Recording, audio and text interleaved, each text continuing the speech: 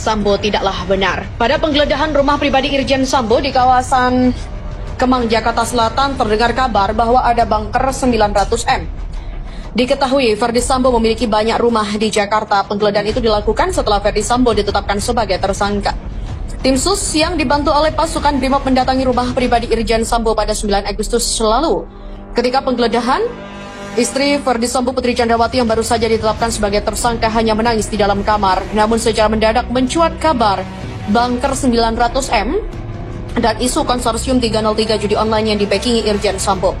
Bahkan secara mendadak bagian konsorsium 303 beredar di media sosial dengan mencatut nama-nama pejabat polisi dan nama bandar judi online. Komisioner Kompolnas Albertus Wahyu Rudanto menyebutkan, memang ada temuan uang di rumah Verdi Sambo. Uang yang ditemukan juga berjumlah besar, namun berapa jumlahnya tak bisa dikonfirmasi. Meski dia tak membantah sekali lagi jika polisi telah menemukan hal itu. Informasi yang mana yang valid tetapi yang jelas bahwa ada uang di lokasi itu perlu ditelusuri lebih lanjut. Berdasarkan pantauan Kompas TV, rumah pribadi Irjen Sambo sudah tampak sepi. Cuma ada 2 mobil dan 2 motor di garasi bagian luar. Garasi bagian dalam tertutup jadi tidak tampak, sementara dari luar tampak rumah memang masih berpenghuni. Ketika mencoba membunyikan bel beberapa kali, tidak ada penghuni yang keluar rumah, di mana rumah ini adalah satu dari 3 rumah Sambo selain di Duren 3 dan Jalan Saguling yang digeledah Mabes Polri pada 9 Agustus lalu. Semuanya juga dijaga pasukan Brigade Mobil atau BRIMOB saat pemeriksaan, entah mengapa.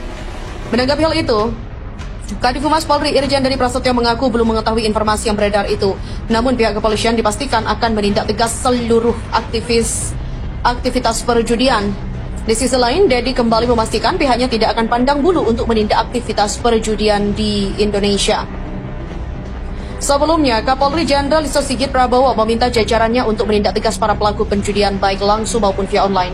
Hal itu dikatakan saat memberikan pengarahan melalui virtual kepada jajarannya di seluruh Indonesia pada Kamis. Mantan Kabaris Krim Polri ini juga menyebut tidak akan segan-segan mencopot anggotanya yang tidak becus memberantas kegiatan itu. Selain perjudian, tindak pidana lain pun menjadi perhatian Kapolri, mulai dari peredaran narkotika, perjudian baik konvensional ataupun online, adanya pungutan liar atau pungli, illegal mining, penyalahgunaan BBM dan juga LPG, sikap arogan hingga adanya keberpihakan anggota dalam menangani permasalahan hukum di masyarakat. Sigit menyebut meminta kepada seluruh jajarannya untuk menghindari potensi terjadinya pelanggaran-pelanggaran yang dapat mencoreng nama baik Korps Bayangkara. Hal ini untuk mengembalikan tingkat kepercayaan publik untuk menjaga marwah Polri di mata masyarakat. Sekali lagi, dia bertanya kepada rekan-rekannya yang tidak sanggup, angkat tangan. Jika tidak ada, berarti kalian semuanya sanggup untuk mengembalikan kepercayaan masyarakat kepada institusi Polri. Untuk informasi, kasus pembunuhan Brigadir J yang akhirnya menyeret mantan Kadif Propam Polri Irjen Verdi Sambo memunculkan beragam rumor, termasuk masalah konsorsium 303 atau judi. Adapun konsorsium 303 merujuk pada pasal 303 KUHP menyangkut perjudian. Mantan Kabais TNI beri peringatan keras ke Mahfud MD soal kaki tangan Sambo. Kaisar itu bisa hipnotis orang lewat bim salabim abrakadabra. Mantan Kabais TNI Soleman Beponto memberikan peringatan keras kepada Menko Polhukam Mahfud MD. Hal itu terkait dengan kaki tangan Irjen Verdi Sambo di tubuh Polri. Ia mengatakan para pengikut Verdi Sambo yang ikut memuluskan skenario pembunuhan Brigadir J mesti dihukum berat. Mereka yang merusak tempat kejadian perkara, merusak barang bukti, serta menghalang-halangi penyidikan tak bisa saja disanksi etik. Mereka, kata dia, seharusnya ikut dipidana. Mana ada orang dihukum karena kode etik. Orang dihukum ya karena disiplin kode etik terpenuhi. Yang dipidana terpenuhi malah kode etik aja lah, kan sudah terpenuhi. Kalau di militer tidak begitu. Begitu itu terjadi, semua yang terpenuhi unsur pidana udah masukkan semua dulu, periksa pidana semua. Kalau nanti hukumannya ringan, nah itu nanti baru dimasukkan ke disiplin, kata Soleman Beponto. Mabes Polri dalam mengusut kasus pembunuhan Brigadir J juga telah memeriksa 83 orang yang diduga tak profesional dalam melakukan penyidikan kasus pembunuhan Brigadir J.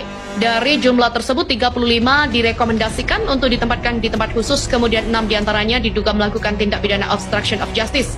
Ia juga mengingatkan kepada Mahfud MD untuk berhati-hati dengan kelompok ini. Dia meminta Menko Polhukam Mahfud MD untuk memasukkan seluruh pihak yang terpenuhi unsur pidana agar diperiksa semua dan nantinya jika memang terbukti melakukan pelanggaran dengan hukum ringan baru bisa diturunkan ke dalam disiplin.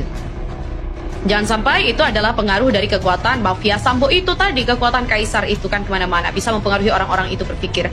Kaisar itu kan bisa hipnotis orang itu lewat bim salabrim, abrakadabra, ya bisa jadi dia begitu, kata Soleman. Jangan sampai Apa Menko Polhukam juga menyampaikan jangan sampai terkesan dia terhipnotis, itu nggak bisa. Harusnya terlihat semua yang terpenuhi unsur pidana. Masukkan pidana dulu semua, jangan belum apa-apa sudah di-sharing, oh ini nggak gitu. Wah, itu terhipnotis namanya. Hati-hati kekuatan ketiga Sambo, demikian ujarnya. Sebagaimana diketahui, dalam kasus pembunuhan Brigadir J ini, Mabes Polri telah menetapkan 5 tersangka. Mereka adalah Ferdi Sambo, Baradae, Bribka RR, KM, dan Putri Chandrawati yang tak lain adalah istri Ferdi Sambo. Profil Cuk Putranto, anak petinggi Polri yang terseret kasus Brigadir J pernah bongkar perdagangan organ. Sebanyak 6 perwira dipastikan terlibat dalam kasus kematian Brigadir J. Salah satu perwira itu adalah Kompol Cuk Putranto. Cuk Putranto diketahui menjabat sebagai PSK Subag Audit Bagat Etika Rowaprov Divisi Propam Polri. Ia adalah perwira polisi dengan segudang prestasi hebat sebelum akhirnya terseret dalam pusaran kasus Brigadir J. Dilansir dari channel YouTube Bedangga, Cuk Putranto berperan besar dalam kasus Brigadir J. Ia adalah salah satu perwira yang merusak CCTV di rumah Irjen Ferdi Sambo saat kematian Brigadir J.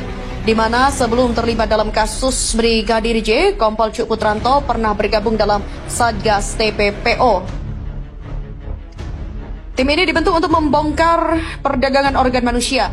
Selain itu, Cuk Putranto juga pernah menjabat sebagai Kasat Reskrim Polres Belitung Timur. Ia juga pernah menjadi Kepala Sub Unit 2, Subdirektorat 3, Direktur Tindak Pidana Umum Barreskrim Polri. Di tahun 2021, Kompol Cuk pernah mengikuti praktik kerja profesi yang digelar di Polresta Malang Kota. Namun, pasca terlibat dalam kasus penembakan Brigadir J, Kompol Cuk Putranto kini ditahan dalam tahanan khusus. Perwira 1 Melati ini juga diketahui adalah anak dari salah satu petinggi Polri. Sayangnya belum diketahui nama dari ayah Kompol Cuk Putranto. Karirnya dalam tubuh kepolisian sendiri terbilang mentereng. Sebelum terlibat dalam kasus Brigadir J, Kompol Cuk Putranto sempat membongkar kasus perdagangan organ manusia, tepatnya di tahun 2016. Pada saat Cuk Putranto masih menjabat sebagai Kepala Subunit 2 Subdirektorat 3, Direktorat Tindak Pidana Umum Barreskrim Polri, dirinya sempat menangani kasus penjualan ginjal. Pada saat itu pihaknya menemukan 15 korban yang diduga menjual ginjalnya untuk mendapatkan uang senilai 70 juta. Barreskrim Polri juga menggandeng LPSK dalam aksinya itu. Sebanyak 3 pelaku penjualan ginjal ditangkap dalam kasus ini. Kepada Subdirektorat 3 Direktorat Tindak Pidana Umum Barreskrim Polri, Kombes Umar Suryavana mengatakan, ketiga tersangka menjanjikan 225 juta kepada para pendonor ginjal dengan 10 juta hingga 25 juta dibayar di muka.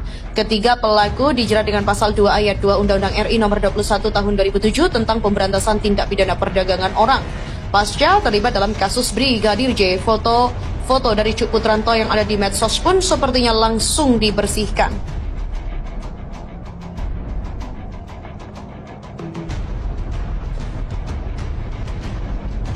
Dari penelusuran Teras Gorontalo, beberapa akun media sosial Cuk Putranto juga sudah dinonaktifkan. Bahkan hanya ada satu foto lawas saat Cuk Putranto masih berpangkat Inspektur 1 yang ditemukan.